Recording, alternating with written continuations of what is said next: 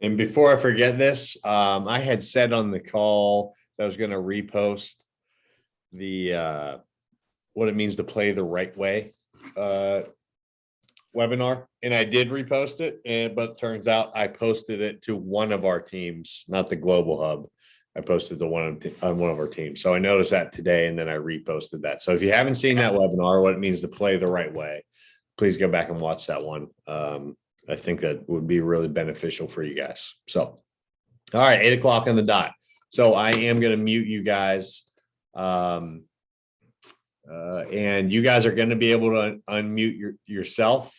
So if you have a question, please, you can unmute yourself and ask that question. But just remember, if you unmute yourself, you got to mute yourself again when you're done asking your question, so we don't have much background noise on here. So, all right. So tonight, guys, I'm going to show you a breakdown of one of our 2025 players' swings. I should have asked him for permission, Colin Oates. So Colin, if you're on here, you can text me right now if you don't want me to show your swing, but I'm giving you a compliment. So Colin just did like a 8-week hitting program, a couple of our Georgia kids with me, and he made some awesome adjustments. So I want to kind of show you guys the adjustments he made, and it was 8 weeks. Okay. I saw him once a week. We certainly communicated a little more than once a week, but just by watching his swing and video and slowing it down, the adjustments that were made look very, very minor. Okay. And I think a lot of kids think, oh, 8 weeks of a hitting program, my swing's going to look completely different. No, it isn't. Okay. Nobody completely revamps their swings to an unrecognizable point in 8 weeks. It's little tiny adjustments here and there, and it takes years to perfect your swing. And most people never perfect their swing. So a couple of reasons I want to show you Colin's swing, because I want to show you what good adjustments look like, but I also want you to see what a typical 8-week program, what that does to your swing. And it's not a ton, but those little things make a big difference in the long run. So then we're going to talk some pitching, and we're also going to go over some infield stuff as well. So without further ado, I'll share my screen. Now I got two screens up here. I got two screens connected right now. I've never done this before, so we're about to find out what all right, guys, sorry. I'm going to have to allow Zoom to, I got a new computer so bear with me. This will be a great time for questions if anybody has them while I'm doing this.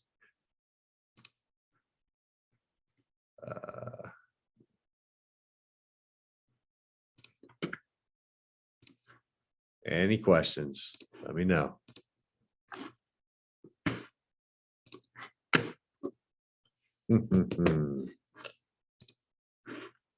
Oh, wonderful. I got it.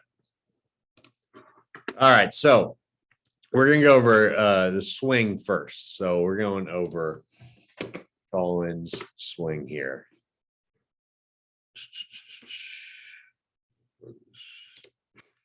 All right. So should be able to see. Hold on. I need somebody to put here in the chat. Can you see him wearing a gold shirt or a red shirt? I need to figure out which screen and we're looking at here. Can somebody say in the chat, is he wearing a gold? He has a gold hoodie on. Okay, perfect. All right, good. All right, so this is Colin Oates, 2025 grad. Colin is a beast. I've seen him hit some absolute missiles. But here was Colin's issue. Okay, he would kind of cut himself off. He would hook around everything. He's a big, strong kid, so wants to grip and rip everything. And I had a conversation with him, like his power is probably his best tool. So with power being his best tool, and we can only drive the ball to one side of the field. Well, once those pitchers figure out that there's only one half of the plate you can cover, and they start throwing to the other half, they just eliminated your best tool.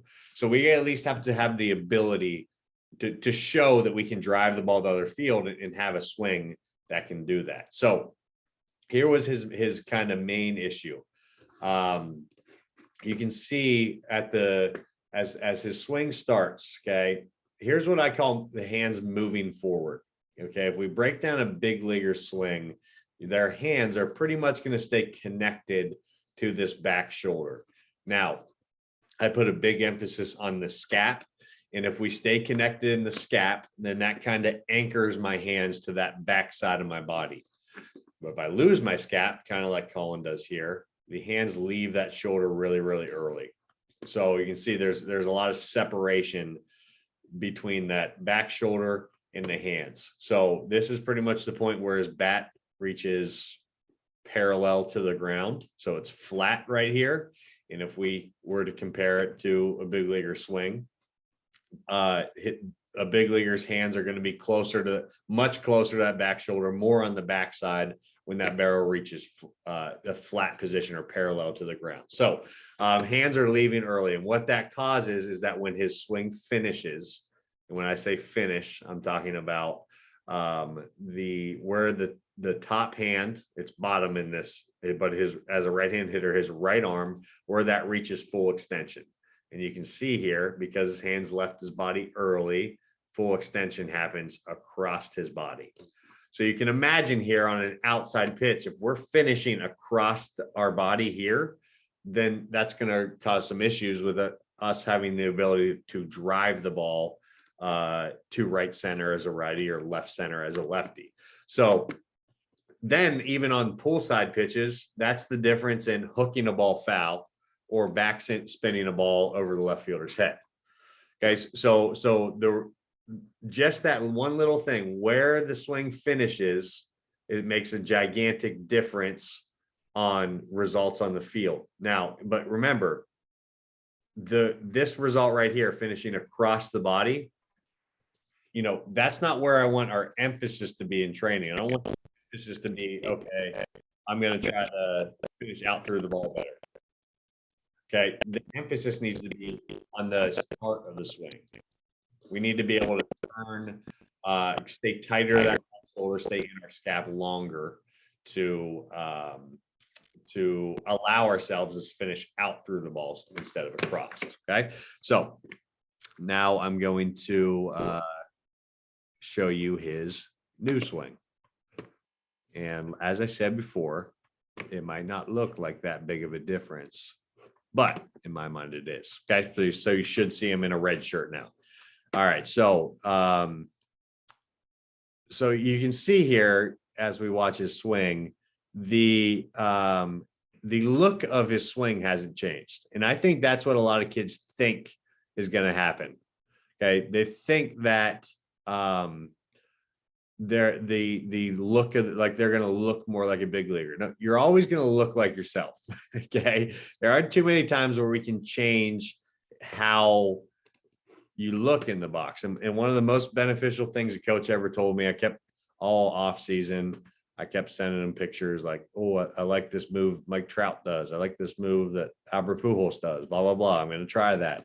He said, dude, stop trying to be Albert Pujols and just be Christian Helsel. Okay. So I'm never going to look like Albert Pujols, my swing, but I can make myself the best me that I can be. So anyway, right here, his barrels, this is in a slower frame rate, unfortunately, but barrels almost reaching flat right here. And you can see how much farther back his hands are in relation to his body. So by him being able to stay on that backside for longer is allowing him to finish out through the ball better. Okay. So you can see right there, those hands are out in front of his body, moving through that pitch rather than them moving across his body as they're extending, which is a gigantic improvement for him because now he's drilling balls to right center and to center field much more frequently. It wasn't that he couldn't do it before, it just wasn't consistent. Now it's becoming more consistent, which is really, really exciting for really any hitter. But when you're looking at video of yourself, these are the type of things I want you looking at. Okay. When your barrel reaches that flat position, where are your hands in relation to that back shoulder? That's a big deal for me. Let's go back a little bit. When your swing launches, when that barrel starts to turn, where's your weight? Is it in the back side or is it in the front side? Okay. That's kind of checkpoint number one. Then checkpoint number two would be barrel is parallel to the ground. Where is it in relation to your shoulder? And then when that top hand reaches full extension, where are your hands going? Are they going out through the ball or are they turning across your body? That is, those are kind of the three checkpoints that we can look at. And certainly there's a lot going on in between there, but those are the main areas that I like to look at just to kind of evaluate and pick out some spots that we can focus on in our training. Okay. Any questions on that? We're going to move on from hitting here to pitching, but again, Colin Oates, great job, man. I'm super pumped about him, but guys, if you guys want any swing analysis, send them to my email. We'll go chelsel34@gmail.com. I'll say it again at the end before we stop. chelsel34@gmail.com. All right, we're moving on to pitching here. So now, guys, I wouldn't consider myself any type of pitching guru. Okay. Real quick, can somebody tell me if you can see Josh Hader? I got a million different things open here. Actually, it's surrounding green, so I think we're good. All right, so this is Josh Hader, and like I was saying, I wouldn't consider myself a pitching guru. I love baseball. I love learning about everything baseball, so I really enjoy learning how the body should work in pitching, as well as hitting, as well as fielding, anything. Okay, so first thing I want to point out here is what is leading him down the mound. Okay, I talk about this a lot. Direction is incredibly important as a pitcher, as is as a hitter. Okay, our direction. Okay, but as a pitcher, it's what direction's my body moving, what's creating my direction. Okay, and what I'm looking at with the guys that I work with is that this front hip is creating our direction. So when we get to the top of that leg lift, the thing that's leading me down the mound is that front hip. Okay, so what I see a lot with a lot of younger kids, especially ones that struggle with command, is that this knee and this foot from the top of the leg lift immediately start reaching to our landing spot. And what happens then is that front leg opens up, which causes the hips to open up. And now my shoulders are flying open as I'm throwing this pitch. So instead of staying through the ball to my target, I'm throwing across my body or across the target. And typically we see arm side high or glove side low. So we have to be absolutely perfect to release that ball if it's moving across our target. Whereas if we're moving through the ball to the target, we're going to be more consistent there. Okay, so hit first. That's a big thing for me. But one of and I learned about this specific thing, and it's with the back leg here. I learned about this about a year and a half ago. One of my college teammates, Taylor Lehman, 6'7" lefty. He might say 6'8", but I say 6'7". Signed with the Phillies. And he'd be the first to tell you he didn't have the college career that he wanted. But a very projectable kid, and he got an opportunity to play in the Phillies organization and has been doing outstanding. I hadn't seen him for about a year and a half or so, and we finally kind of reconnected, and we were just talking baseball, and the amount of dedication and ownership that he'd taken since college in his mechanics was really, really fascinating to me, and it's really paying off for him. But what he's talking about is his back leg. And that's we spent a lot of time focusing on it. And now when I'm training kids to pitch better, I look at that a lot. Okay. And it's the angle that the shin stays at and where the knee is kind of pointed as we move down the mound. what I see with most young kids is that as our weight begins moving down the mound, so does the knee, so does that shin. And I apologize here if the shin and foot is kind of behind this. Oh, I can move it. Okay. But as you can see here, as he starts separating to move down the mound, that knee stays out. Okay. And his shin stays vertical. Okay. So for a while he's moving down the mound, he's staying engaged in that backside. And if you were to stand up right now and kind of do this move, slow motion, push yourself like you're moving down the mound, and keep your knee out, keep your shin vertical. And I talk a lot about keeping weight in your heel rather than moving to your toes. Your glutes will be on fire, okay, on your backside, which is good. That means they're engaged and that means they're active as we're driving down the mound. So what happens when our knee moves forward, okay, or rotates in earlier, or in that shin collapses early, is our hips start to open up early. Okay, and watch when he throws this pitch. Knee goes first, knee and femur rotate in, then hips, then torso, and then that arm and hand are last. So everything's working up the body as a chain reaction. And it's quick. Like that knee almost snaps down in there to turn the rest of the body, a chain reaction up the body. So if that knee were to collapse early, then our hips open slowly, almost, I like to describe it as they drag open. And now we don't get that kind of whip action with our hand. Okay. So that's really, really, really important to me. Last thing here is you can almost see how he sits into that back pocket. Like he's not staying perfectly balanced over that back leg. He's sitting into that his back pocket or his back left glute, keeping that knee out, shin vertical as he drives down the mound, and then it snaps open and lets everything else finish.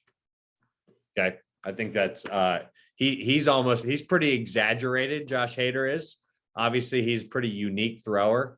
And I got another unique thrower here for you as well. I should have picked more of a stock pitcher, but I got Chapman and Hader for you. Now, I know Chapman's a lefty, but this video, they flipped him around somehow. So since I was a righty, it makes me feel a little better.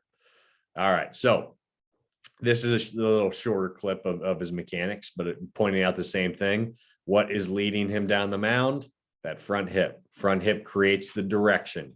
And we just follow that front hip on our way to our target. Okay. Now, as he separates, look, as his body's moving down the mound, shin stays pretty vertical. It's not collapsing in, and that knee stays out. Okay. So that knee stays pointed almost kind of where the short, I guess where the second baseman would be for a lefty, but he's a righty in this picture, so shortstop. Okay, but the knee stays out, so he stays engaged in that backside for a long time. Then as he reaches down that mound, snaps open, chain reaction up the body. Okay, it doesn't finish his throw here, but you can see here, sits into those glutes, hips leading him down the mound, knee stays out, shin stays vertical as we separate and start driving down the mound. It's really, really important. Okay. Just about all big leaguers that I'm watching and kind of paying attention to do that. And then that just creates a late hip turn, but a later hip turn means that it's going to turn quickly and explosively, which sends a quick chain reaction up the body. And it almost works as a slingshot, that those hips start turning before the upper body does. Now it stretches those muscles, and then it almost like a rubber band effect on the way to home. Okay. Any questions about pitching stuff that I just covered? We could talk for 3 hours about just those specific things. But okay, no questions. Come on, guys. You kids got to have some kind of question. And if not, we're going to move on to infield stuff here. So infield. All right, we got Javi Baez here. So guys, I talk a lot about rhythm and timing when we're talking about infield. Okay. Rhythm with our feet, timing with our feet, and making sure our timing and rhythm is they're connected with our hands. Okay. So every time we catch a ground ball, I want you to think right, left catch, right, left catch, right, left throw. Okay. So if we watch Javi here, okay, this is what I call a routine ground ball. Anything that we catch in the middle of our feet, I'm just going to call a routine ground ball. So in the middle of our body, it's a ball that's hit almost right at us. Okay, you can see here, he approaches the ball, he's athletic, the ball's of his feet. Okay, that I know that seems so basic and simple, but you'd be surprised at how many kids I watch that they're not moving athletically to the ball. They're straight up and down, or they're not moving at all, which is very common for kids at younger age. Okay, but we're approaching that ball. We're getting low at this point. So you can see he kind of has a little stutter step here. That's how he's setting up that rhythm and the timing with his feet. Okay, so he sets up that stutter step. Now, right, left, catch, right, left, throw. Okay, so that seems so simple, so simple. Okay, but this takes a lot of reps and a lot of practice to be able to repeat this, especially at game speed.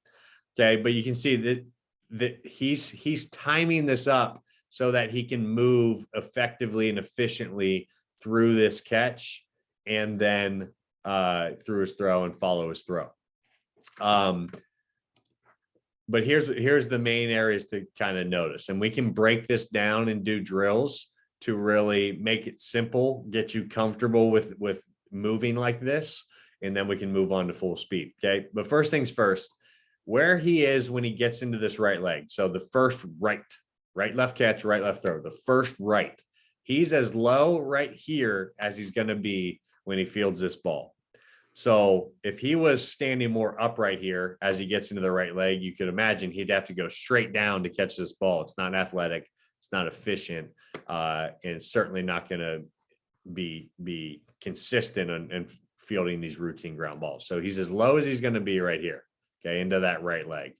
Now that left foot, this one, I mean, honestly, he's probably a little more closed off. That left foot's in front of the right foot a little bit more than I usually teach, but he's Javi Baez, so we're going to go with what he's doing here.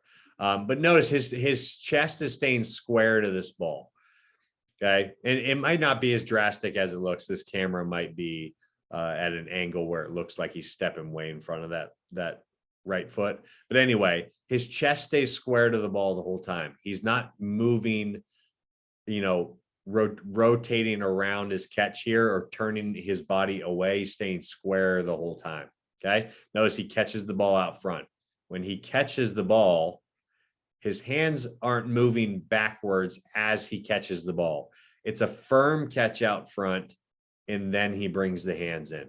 That's really important because we want it to be a firm catch. We almost want to stick the catch and then let our feet and our body bring our hands in. See a lot of younger kids moving backwards with their hands as they're catching the ball. Well, what happens when we do that is, let's say the ball was hopping right here where my cursor is, short hop. Okay, now as we're moving back, we're making a short hop and in between hop. So we're making that hop longer when we just need to catch it out front. So we never want to catch that ball back in between our feet or in between our knees, underneath our head. It needs to be out in front of our eyes. Okay, so we got to have a firm catch and then let the movement of our rhythm and timing with our feet move our body to the glove rather than pull that glove back into our body. Certainly the arms are coming back in, but I like to think, and I like my guys to think, let your body and your feet bring the glove into your belly button where we can separate. Okay, so that rhythm, you can see setting up rhythm here, doing a little stutter step, then right, left catch, right, left throw. Okay, here's how we can break it down. Start in this position right here. Have somebody roll you ground balls. And then all we're doing is working on left catch, reset, left catch. Okay, we can even break it down here. We're in this position, heels in the ground, but your left foot, your toes are off the ground. Catch, and roll through. Catch and roll through. Have someone roll you just super simple ground balls. Heels in the ground, roll through. Okay. And then obviously we can just go simple ground balls again. Right, left, catch, right, left, throw. Okay. It's so simple when we break it down, but that one factor we're not taking into consideration is the hard part. How fast the ball is moving, the hops that we have to get, because every single ground ball that's hit to us, we got to get a different hop. We got to move our feet differently. We got to range to our left, range to our right, and we got to have this footwork on all of those. So it's all about reps and just knowing before that ball is hit to you what you're doing. Okay. If you watch these big leaguers, the second the ball hits the bat, they're on a mission. They know exactly what they're going to be doing with that ball. And that's reps. That's reps. Okay. So make sure we're getting that work in, and you can get work in a batting cage. You can get work in your basement. You can get work in your driveway if there's no snow on it. So don't think that the conditions have to be perfect, meaning I have to have a turf field and it has to be 75 degrees out to get your work in. If that's your mentality, then there's never going to be a time that you're going to be able to get your work in, because the conditions and situations are rarely perfect. All right, let's see.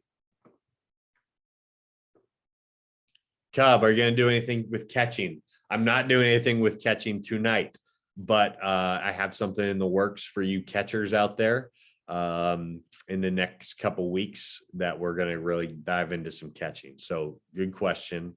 I am not necessarily a catching guy. Again, I love learning, but for catching, I'm going to bring a guy in and have some of our coaches on that know catching well to talk about that, because that'll be a learning experience for me as well. So any other questions? Okay, those are the main kind of things that I wanted to go over tonight. Just a little bit of hitting, pitching, fielding. Think here. I put in the hub Q&A. That means question and answer, players. Question and answer. But I don't have any answers if there are no questions. But Cub asked a question. I appreciate you, Cub.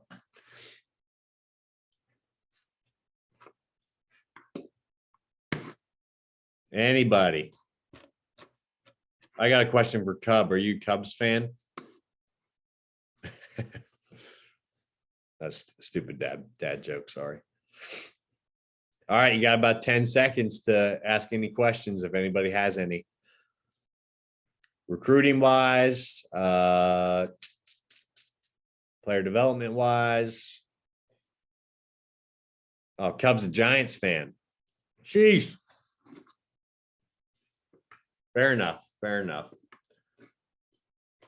All right, guys. No questions. Well, I appreciate everybody being on. It's always great. I love these Wednesdays. So, guys, next Wednesday, I'm going to be out of town, and I don't believe I'll be available for a webinar. So we will postpone next week, and then the following week we'll be back to normal schedule. And we'll be approaching a lot of you guys' high school seasons, which is exciting. But anyway, awesome. Thank you guys for being on. Cub, I'm sad that they lost Posey too. He was one of my favorite players growing up. But anyway, all right, guys. Thanks for being on. Love y'all, and I will see you in 2 weeks, next 2 Wednesdays from now. Good night.